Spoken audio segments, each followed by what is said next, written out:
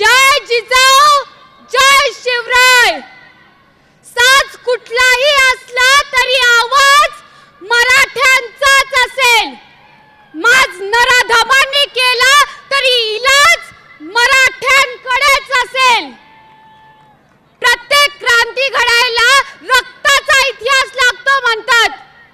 अजून किती शेतकऱ्यांचे बळी अपेक्षित आहे सांगा ना, अजून किती? आमच्या बळीराजाचा जीव रोज जातोय, परंतु आता बळीराजा बळी नाही तर राजा झालाच पाहिजे। शेतकऱ्यांच्या मालाला हमी भाव हा मिळालाच पाहिजे। फक्त शेतकऱ्यांचे आंदोलन थांबवण्यासाठी मोठमोठी आश्वासने दिली गेली आणि त्यांची फसवणूक केली गेली, पण आता असं होणार नाही। आणि हे लक्षात घ्या, आमच्या कोपर्डीच्या बहिणीला न्याय द्या आणि त्या नराधमांना फाशीवर लटकवा।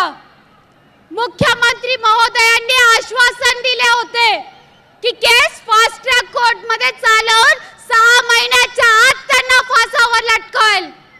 साहेब, काय झालं तुमच्या आश्वासनाचं?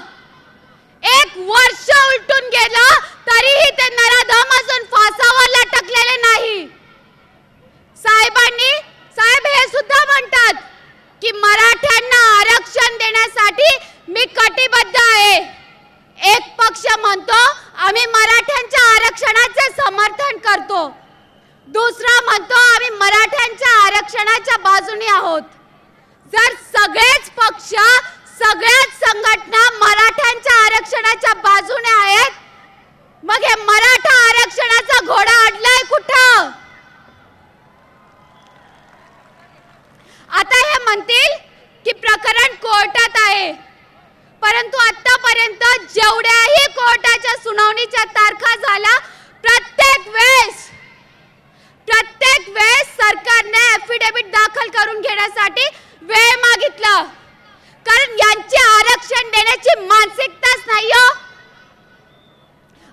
पंजाबचे पाणी हरियाणाला मिळू नये म्हणून पंजाबचे 42 आमदार राजीनामा देत आहेत आणि इकडे 147 मराठा आमदार हातावर हात ठेवून बसलेत।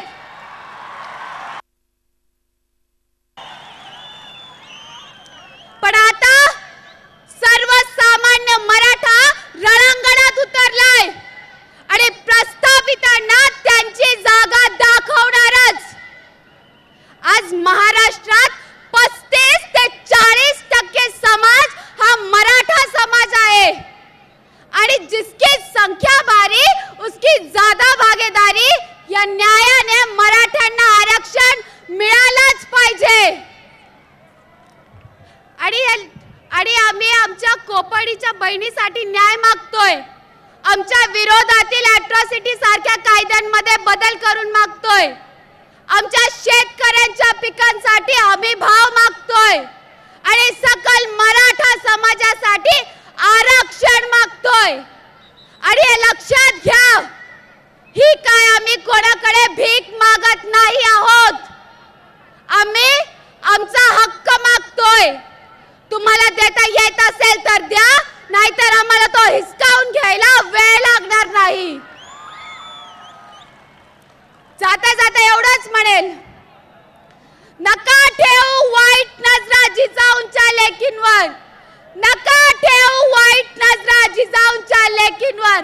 अख्खा महाराष्ट्र पेटून उठलाय मराठ्यांच्या एकीवर, अख्खा महाराष्ट्र पेटून उठलाय मराठ्यांच्या एकींवर। एक मराठा लाख मराठा। झी 24 तास रहा एक पाऊल पुढे।